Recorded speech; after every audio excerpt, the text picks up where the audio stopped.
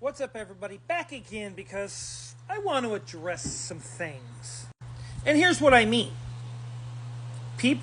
Some people, and if you watch some of my other videos, they have a real problem with advocacy. And I firmly believe it's because of the culture that has been left for so long that it's okay to treat people with disrespect and discontentment and name-calling and just kind of pride themselves on patting themselves on the back of that they can have a platform and they're able to treat their community members with such disrespect and ignorance. So I want to touch on antagonizing versus advocacy. But before I start, you guys know that I love quotes. I'll be reading this here pretty soon, but go check out the Lake Station Strong Towns Collective on Facebook and the Lake Station Strong Local Conversation on Facebook as well. Go check those out. Like the pages. Help me out a little bit. I can really use it. The other thing is let's compare. And you're more than welcome to compare these behaviors with whoever you would like. I'm going to leave that up in your jurisdiction, not mine. But antagonizing, basically, you're almost making or forcing someone to dislike you and oppose you. You are specifically provoking them, okay, to respond to you very angrily and to act out. Basically, it's a fancy word for placing blame on the incompetencies of themselves on others. There's no accountability. There's no transparency with the person that's going to be antagonizing with that behavior. They're not going to be honest. There's going to be no integrity. There's going to be no truthfulness. That's just the nature of the beast of antagonizing and that kind of person and behavior. And to go one further, antagonizing would be calling somebody a name.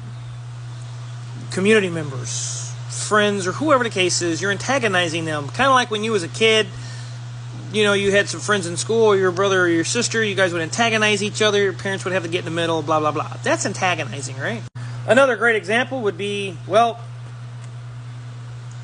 how about a letter, just for an example, a letter to a mayor from a community member, but the mayor doesn't respond very well. He or she just kind of lashes out with names and lashes out with defaulting to name calling.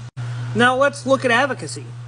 Advocacy is very specific for public support and the recommendations of particular causes or policies or something that they support that is very important to them. And not just to them, but to the whole community, whether or not you like that person. So advocacy is actually a really great thing. It's kind of like activism. It speaks in favor of these people that don't normally have a voice, of recommendations, supporting, or defending. It pleads on the behalf of others and yourself. And how's that bad? So basically, when a parent is advocating for a child's needs at school, or self-advocacy when you're going to the doctor and you're like, hey man, look, I want you to check this, or community advocacy where you're going, hey, these things should be changed, why are we allowing this? And the only one who's not going to like the fact that you're advocating are those who either have something to hide, they're scaring and intimidating people, they don't want change because it makes them feel uncomfortable, whatever the case is. But the purpose of advocacy is to make sure that the voices that are not heard, that have concerns, that have issues, that have important things, protecting those and promoting their rights. It's only fair. And like I said, advocacy is usually a threat to those who have things, they have things to hide, they've done something wrong, they don't want to be found out, they feel like they're going to lose their authoritative powers or their positions.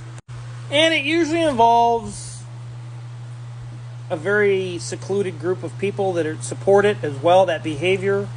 They're not very open. It builds walls. It's confrontational with anybody who has an outside idea. It's pretty self-serving behavior. It sabotages the ideas and plans of others to help things get better within the community.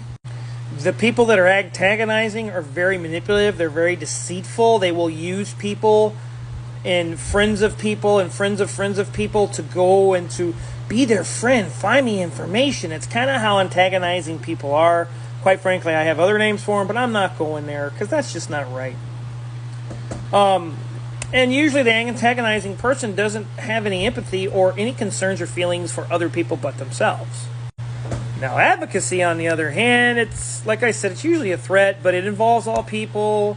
It's open to all ideas, and it's very collaborative, collectively with the whole community, not just certain people. It's with everybody. There's a collective power that you can have with advocacy is together within your community, and it's pretty accepting of everybody. The only negatives are with advocacy is sometimes it can take a little long to get something changed, right? The more people you got, the faster things change.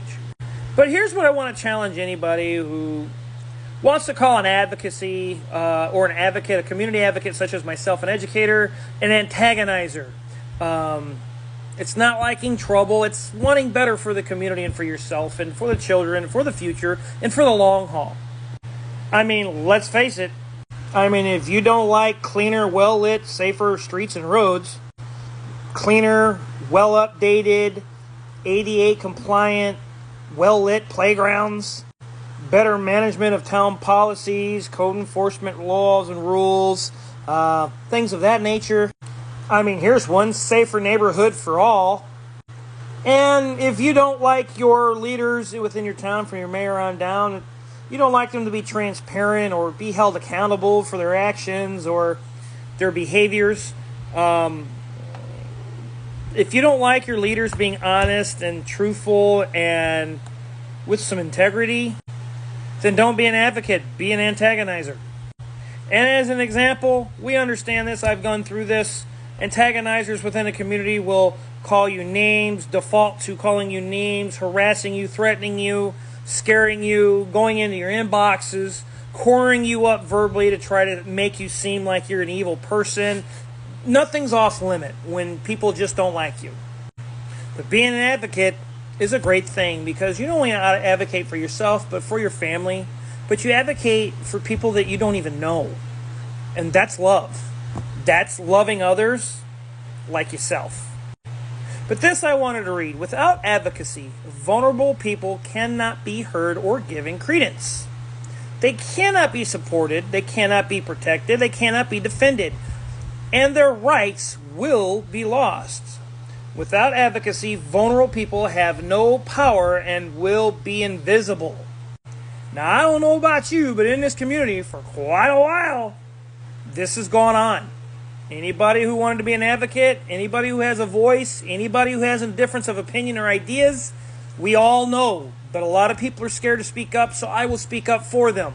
They've been threatened. They get intimidated. They get followed. They get harassed. They get scared because of these things. And they do this one of two things: to keep their votes, keep them in power, or to align and plumb them up, to straighten them out so they don't have to deal with them. Which is why advocacy bothers a lot of people. I have no problem being transparent and being held accountable for my actions and my behaviors. By all means, I'm advocating for better things. I'd like to see cleaner streets, well-lit streets, well-maintained streets, better designed streets. I would like to see better, more updated ADA, American Disabilities Act, ADA-compliant playgrounds for children of all disabilities, autism and otherwise. I would like to see better walking areas, better greenery areas. And if you're against all that, well, I don't know what to tell you. But I will say this: if someone despises me, that's their problem. I'm here to advocate. Hey, look at that. I got a nice fro going. Yeah, look at my fro. Yeah.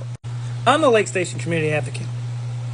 Go check out Lake Station Strong Towns Collective on Facebook and the Lake Station Strong Local Conversations, where I kind of educate and give some articles out there to kind of help educate the community and to give people a voice. Be sure to hold your mayor and all your administration, your council members, and don't forget about your committeemen, because your committeemen are the people between you and your council members. They are the middleman. Be an eagle, don't be a crow. Be the change you want to be the change you want to see. Challenge the status quo, because if you don't, you never know what we can achieve on our own or together, more collectively. I'm the Lake Station Community Advocate and Educator. Have a great afternoon.